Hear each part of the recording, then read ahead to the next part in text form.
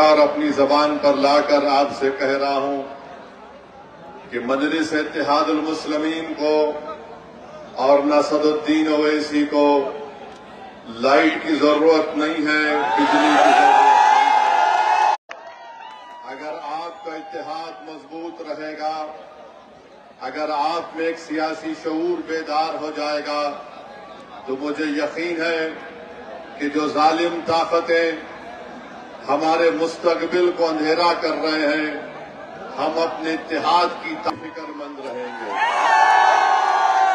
और मुझे पूरा यकीन है कि अखिलेश भैया की रातों की नींद अब हराम हो जाएगी,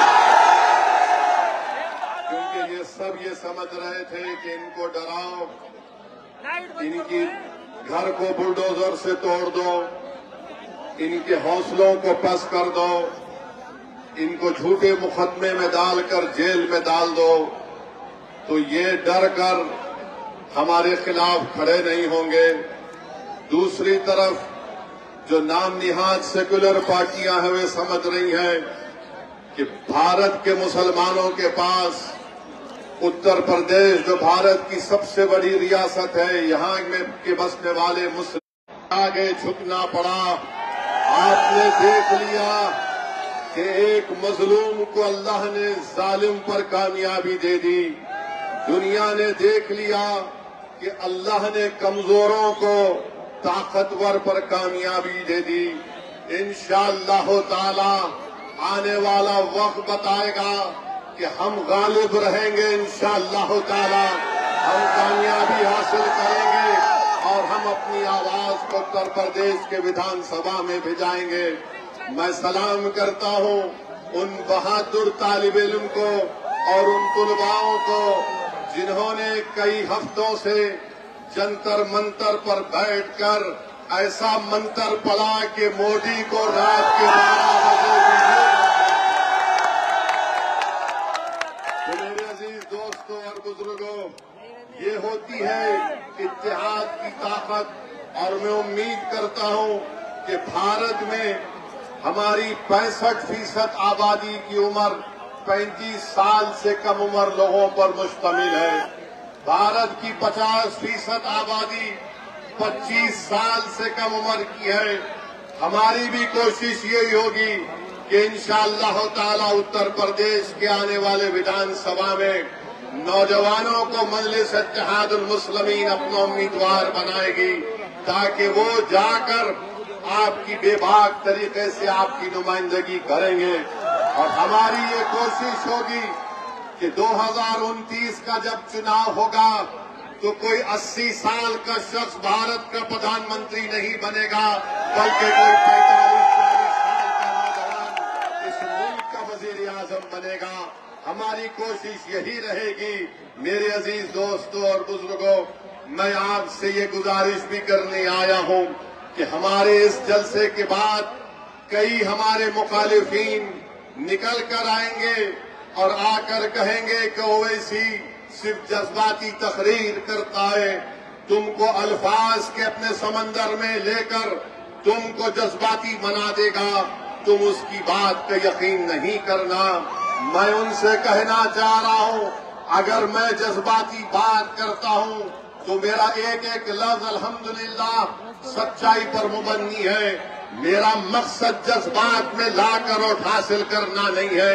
मेरा मकसद हमेशा यही रहा, बल्कि मजलिस इत्तेहादुल मुस्लिमीन का टूट हमारा ये फैसला रहा कि भारत को अगर मजबूत करना है, भारत के संविधान को अगर और मजबूत करना है, तो भारत की सबसे बड़ी अक़लियत एक सियासी ताकत बनना पड़ेगा। भारत का संविधान आपको इस बात की इजाजत देता है कि आप अपनी लीडरशिप को बनाएं। अगर मैं मुरादाबाद की सरजमीन में खड़े होकर आपके दरमियान में कह रहा हूं कि अगर भारत के मुसलमान अपनी लीडरशिप बनाएंगे तो संविधान के खिलाफ नहीं होगा। भारत के संविधान का डायरेक्टिव प्रिंसिपल उठाकर देख लो, भारत के संविधान की तमहीद उठाकर देख लो, जिसको बाबा साहिब अम्बेडकर ने बनाया। लिखने वाला लिख कर चला गया, मगर लिखने वाले ने लिखा कि तुमको अपनी एक सियासी लीडरशिप को पैदा कर सकते हो, ये संविधान के खिलाफ नहीं है। अगर आप अपने हुकूक को हासिल करना चाहते हैं तो आपको अपनी सियासी लीडरशिप को बनाना पड़ेगा। कोई उठकर कहेगा अरे हमने सपा को भी वोट दिया था, हमने कान से फुला को कामयाब कर दिया। अरे याद रखो, वो लीडरशिप नहीं है, वो बेनामी की लीडरशिप है, वो गूंगी लीडरशिप है। लीडरशिप वो होनी चाहिए जो जालिम के आंख में आंख डालकर आपके हक की लड़ाई लड़ सके, जो तुम्हारी नाइंसाफी को उसको खत्म करे और तुमको इंसाफ दिला सके।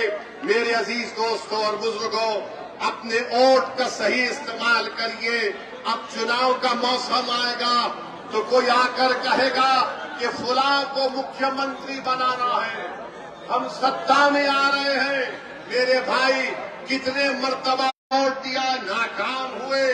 19 में वोट दिया, नाकाम हो गए। फिर 22 आया तो फिर कहा आ गए, मुख्यमंत्री बन गए। आपने उनकी जाने वाले हमको बना दिया गया। मैं आपसे कह रहा हूं कि वोट डालने वाले मत बनिए, शहरी बनिए, सिटीजन विद राइट्स बनिए। आप अगर शहरी बनेंगे तो आपको आपके पूरे हुकूक मिलेंगे।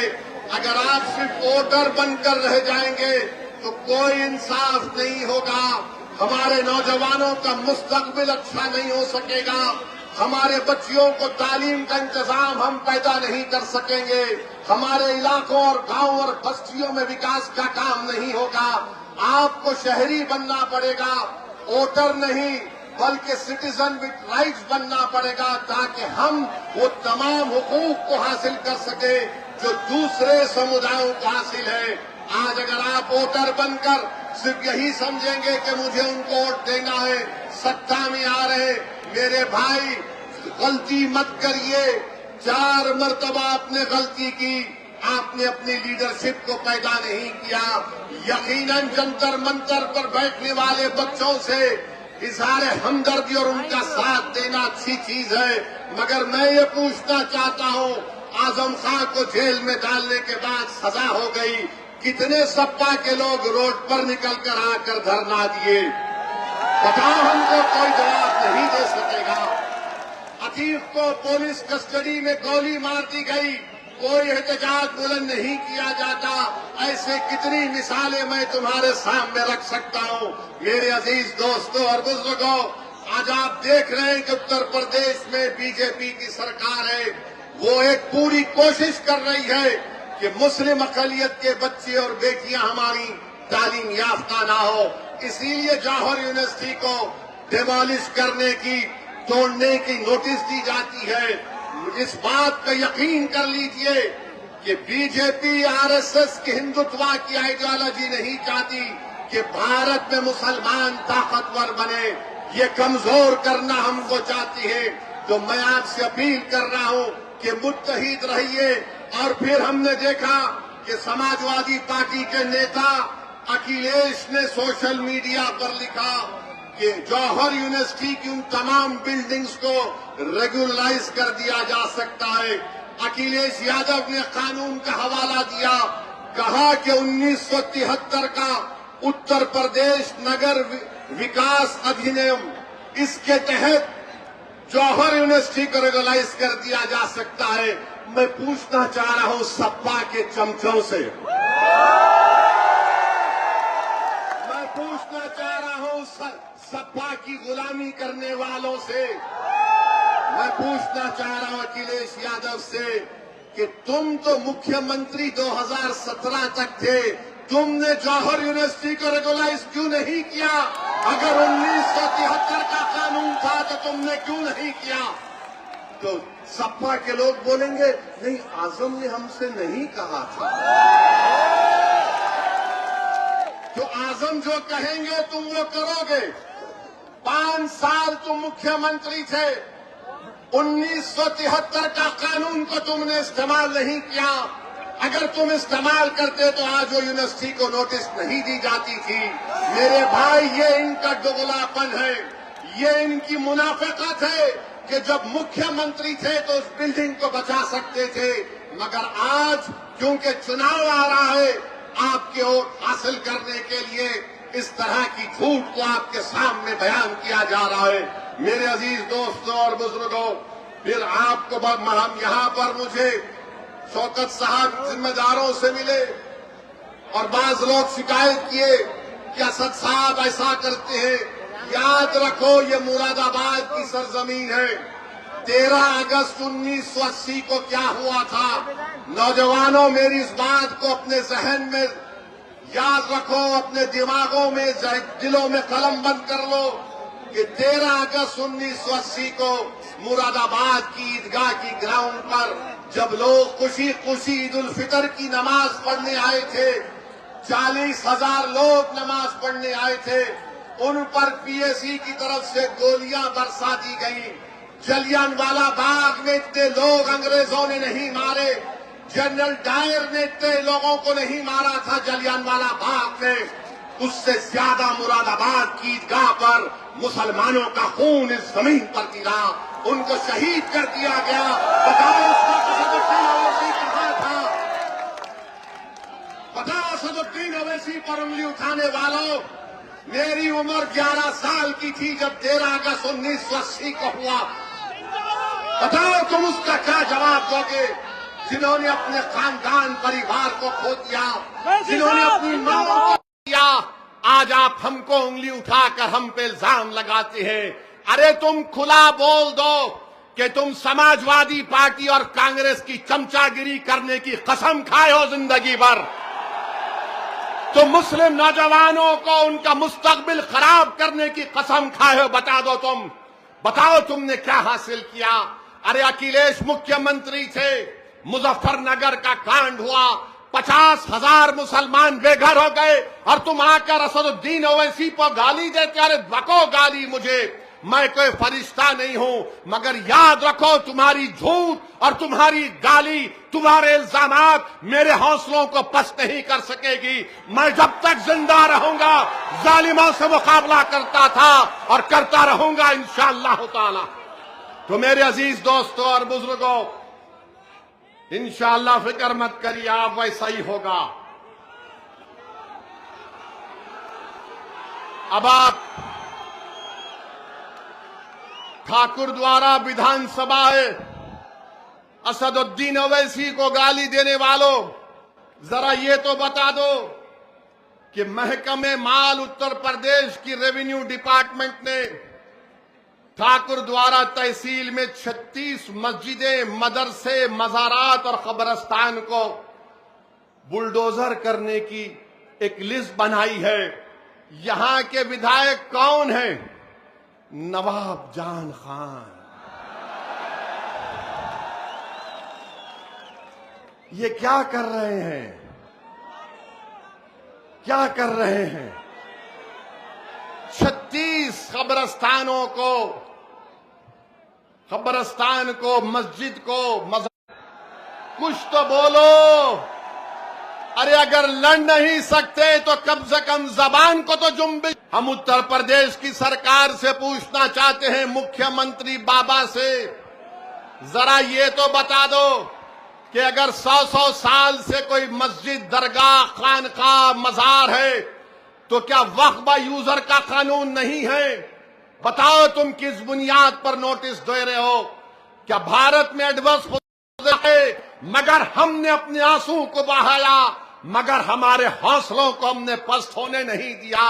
क्योंकि जुल्म करने वालों, सुनो आरएसएस वालों, तुम्हारे पास इख्तिदार की ताकत है, तुम्हारे पास हर चीज है। हम गरीब और मजलूमों के पास अगर कोई ताकत है, ये 2 हाथ है और अल्लाह है। ये 2 हाथ है और अल्लाह है। हम हर बार अल्लाह के सामने अपनी बात को रख रहे हैं। इंशाअल्लाह ताला जब नमरूद और फिरौन का इख्तिदार नहीं रहा तो तुम्हारा इख्तिदार कहां रहेगा? जब यजीद पलीद हो गया तो तुम्हारा जुल्म कहां पर रहेगा? तुम जुल्म कर रहे हो, तुम संविधान के दायरे में रहकर हुकूमत नहीं करना चाहते हो। मेरे अजीज दोस्तों और बुजुर्गों, इंशाअल्लाह ताला आप देखेंगे कि आने वाले चुनाव में इत्तेहादुल मुस्लिमीन आपकी दुआ, आपके इत्तेहाद की ताकत और आपके सियासी शऊर के बलबूते पर एक अजीमुशान कामयाबी से हमकिनार होगी इंशाअल्लाह ताला। और फिर हमको बताया गया कि मुरादाबाद में कोई गवर्नमेंट का मेडिकल कॉलेज भी नहीं है। बताओ बाबा कैसे इलाज होगा गरीबों का। मुरादाबाद में एमआरआई की मशीन नहीं है।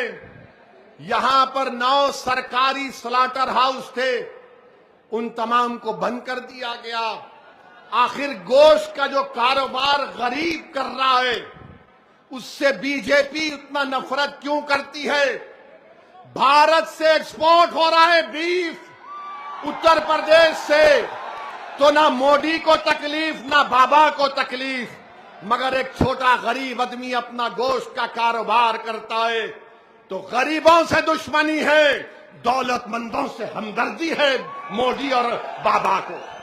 मेरे अजीज दोस्तों और बुजुर्गों, फिर अभी आपके सामने कहा गया कि मुरादाबाद स्मार्ट सिटी में डेवलपमेंट का काम जो दावे करती है, मगर बताओ करोला में जामा मस्जिद और पुराने शहर में विकास का काम क्यों नहीं कराया गया। स्मार्ट सिटी का पैसा कहां चला गया। मेरे अजीज दोस्तों और बुजुर्गों, ये सच्चाई मैं आपके सामने रख रहा हूं और मैं उत्तर प्रदेश के मुख्यमंत्री से पूछ रहा हूं कि राम मंदिर में ये चोरी कैसे हुई बाबा।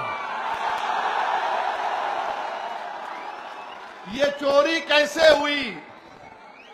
चंपक को आपने छोड़ दिया, 8 को पकड़ लिया। बताइए, आप धोखा दिया गया था आस्था आस्था कहकर। अरे असली आस्था इनकी नोट में है, पैसे में है। लूटने के लिए सब तमाम काम किया गया। आज आप देख रहे हैं कि कुदरत इन लोगों को कैसे बेनिकाब कर रही है, कैसे इनके तमाम गंदे अजाइम को कुदरत अवाम के सामने ला रही है। उसको छुपाने के लिए मस्जिद का मसला उठाया जाता है। अब तैयार हो जाइए, बाबा अपनी जबान से बोलेंगे 80-20 का खेल होगा। बाबा बोलेंगे 80-20 और उधर से सपा वाले बोलेंगे 20 हमारी जेब में है। हम किसी के जेब में नहीं है। हम किसी धर्म के खिलाफ थे ना कभी रहेंगे इंशाअल्लाह ताला। हमारी लड़ाई किसी धर्म के खिलाफ ना थी ना रहेगी। हमारी लड़ाई हमारी इज्जत की लड़ाई है। हमारी लड़ाई हमारे हुकूक की लड़ाई है। हमारी लड़ाई इंसाफ की लड़ाई है। हमारी लड़ाई हिस्सेदारी की लड़ाई है। अब हम दरी नहीं बिछाकर नीचे नहीं बैठना चाहते। अब हम बराबरी चाहते हैं। अगर कुर्सी होगी, अखिलेश बैठेगा कुर्सी के सामने, तो ओवैसी उस कुर्सी के सामने पैर पे पैर डालकर बैठकर हक की बात और इंसाफ की बात करेगा। सुन लो, मैं पहले भी कह चुका हूं और आज भी कह रहा हूं, मजलिस नहीं चाहती कि दोबारा भाजपा की सरकार बने उत्तर प्रदेश में। मैं हाथ मिलाने को तैयार हूं, मैं अलायंस करने को तैयार हूं।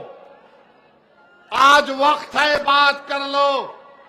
बाद में रोना नहीं, चुनाव खत्म होने के बाद। हम नहीं चाहते कि बीजेपी दोबारा सत्ता में आए। तुम कहते ना कि ओवैसी के लड़ने से हमको नुकसान हो जाता। चलो, मैं तुम्हारे साथ मिलकर लड़ने को तैयार हूं। तुम तैयार हो? ये लोग तैयार नहीं हैं। क्या आप तैयार हैं? क्या आप तैयार हैं? क्या पूरा मुरादाबाद तैयार है? क्या आप मजलिस का परचम थामेंगे? तो लगाओ मेरे साथ नारा, नारे तकबीर, नारे तकबीर। मजलिस के मुखालिफिन को यह भी पेट में दर्द होता कि सियासी जलसे में इसने नारे तकबीर क्यों बोला। अरे क्यों नहीं बोलेंगे? ये नारे हयात है। ये नारा बुलंद करने से हमारा ईमान ताजा होता है। अगर हम अल्लाह को अकबर नहीं कहेंगे तो किसको कहेंगे बोलो? जुदा हो दीन से जो सियासत तो रह जाती है चंगेजी। तुम क्या भूल गए? हर बार नहीं नारा क्यों लगाते? सुनो, ये नारा लगता था, आजादी की लड़ाई में भी लगता था, अंग्रेजों की लाठियां खाते थे और नारे तकबीर अल्लाह अकबर का नारा बुलंद करते थे, गोलियां खाते थे, जय हिंद का नारा बुलंद करते थे। अब बताओ इसमें क्या तकलीफ दे बात है? बहरहाल मेरे अजीज दोस्तों और बुजुर्गों, जो कुछ दिल्ली में हुआ मैं इसका कंडेम करता हूं कि 4 बच्चों पर मोदी के हुक्म पर पेलेट गन चलाई गई, जिसमें एक बच्चे का नाम शेख इरशाद मंसूरी भी था, जो जबलपुर मध्य प्रदेश का, जिसने बीएससी और एमबीए की तालीम हासिल की। उस पर पेलेट गन की गोलियां चलाई गईं, 12 बोर। और वो उस बच्चे से मुलाकात केंद्र के मंत्री नड्डा साहब जाकर मिले। उस शेख इरशाद मंसूरी से जब नड्डा साहब ने पूछा कि तुम वहां क्यों गए थे, तुम वहां क्यों गए थे, तुम यहां पर क्यों आए, लोग पूछेंगे तुमको। आप यहां पर आए तो बाज लोग पूछेंगे चमचे सप्पा के, अरे तुम क्यों गए? तो इरशाद मंसूरी ने जो जवाब दिया उसको अपने जहन नशीन कर लीजिए। शेख इरशाद मंसूरी ने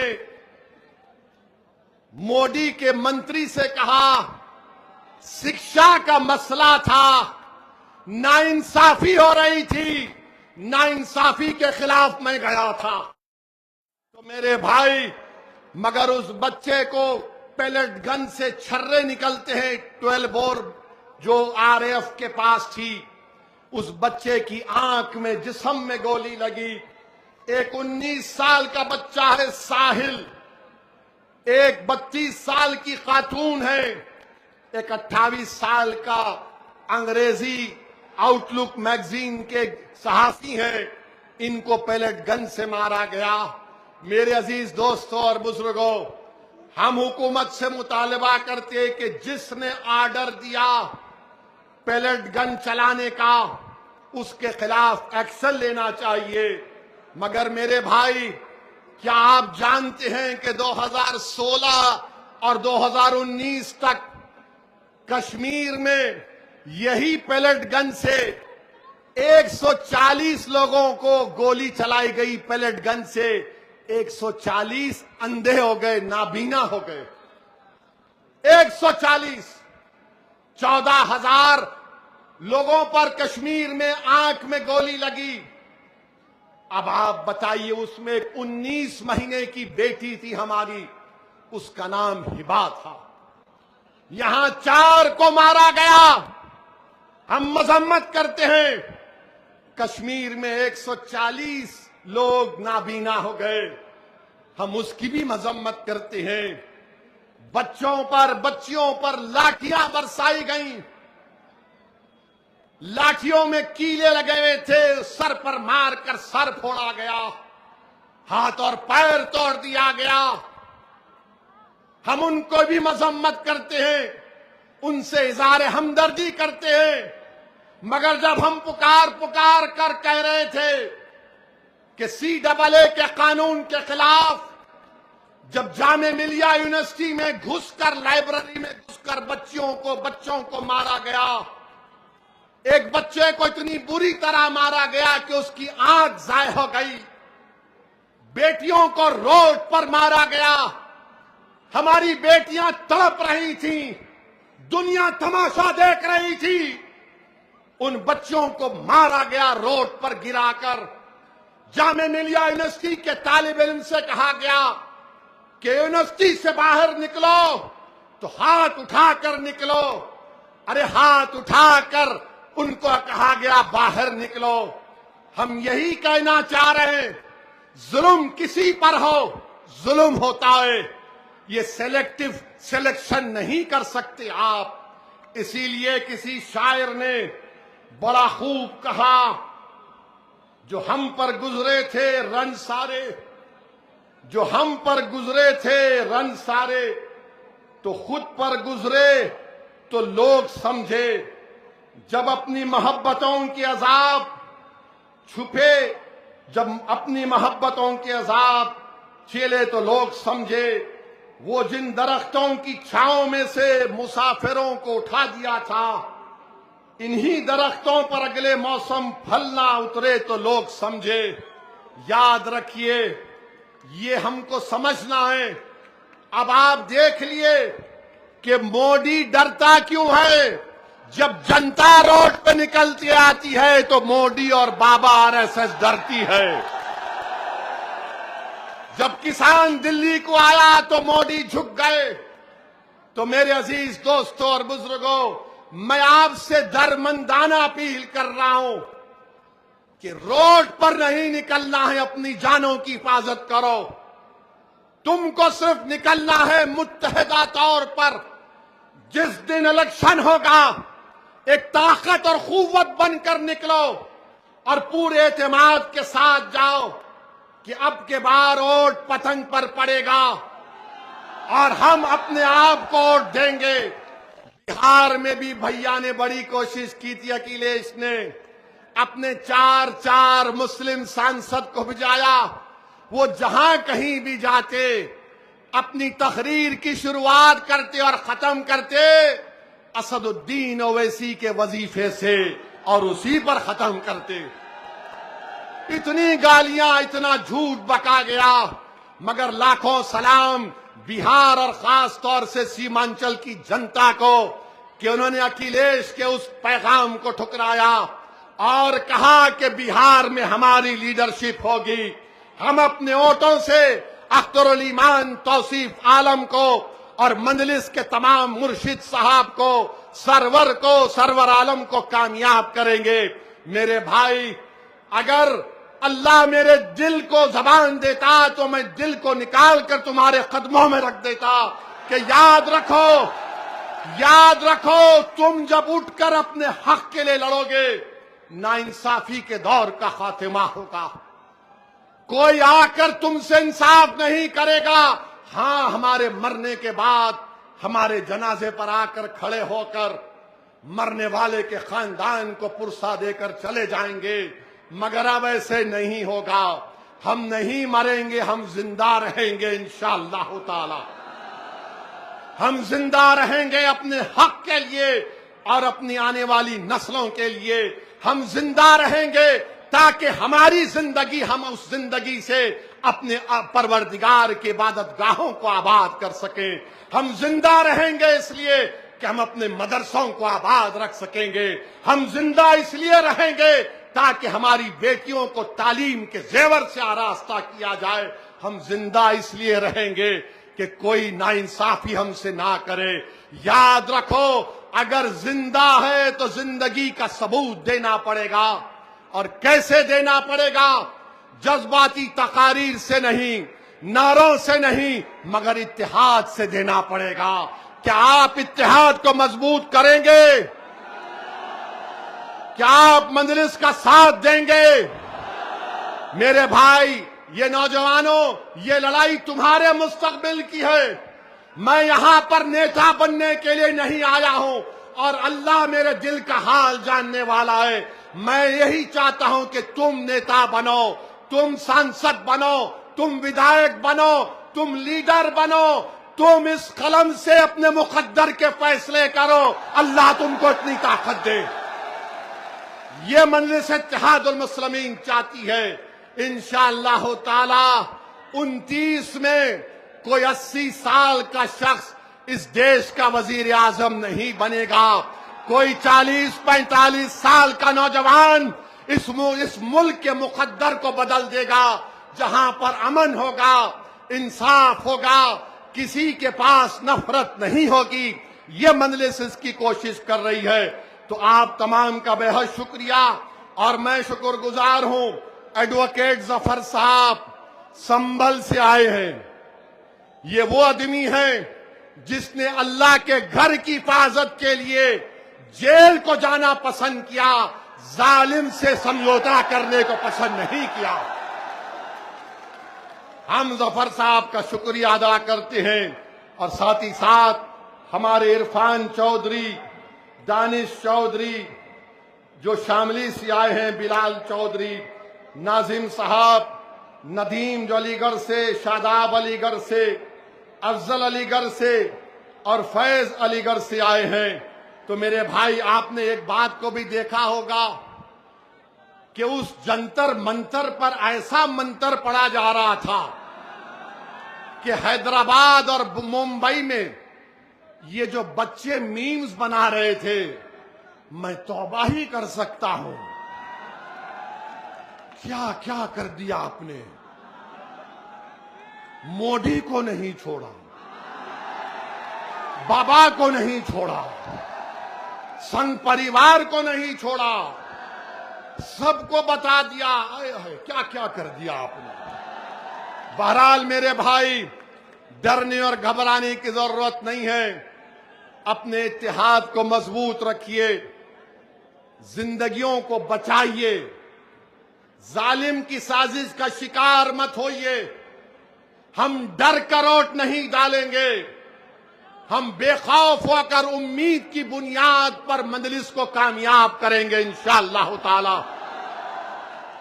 मजबूरी के नाम पर आपने दूसरी पार्टी को वोट दिया, अब मजबूरी के नाम पर नहीं, अब बहादुरी के नाम पर वोट पड़ेगा इंशाअल्लाह ताला। आप तमाम का बेहद शुक्रिया कि आज आप यहां पर आए। मैं पुलिस प्रशासन का और उनका भी तमाम का शुक्रगुजार हूं। लाइट नहीं थी, हमको लाइट की जरूरत नहीं है।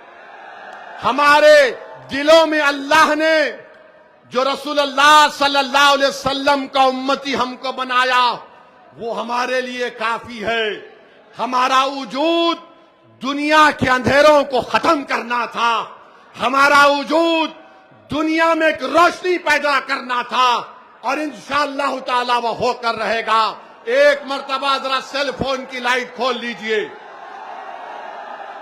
पूरे खोलिए, जहां घर पर खड़े हैं वो सब खोलिए, जो मस्जिद के ऊपर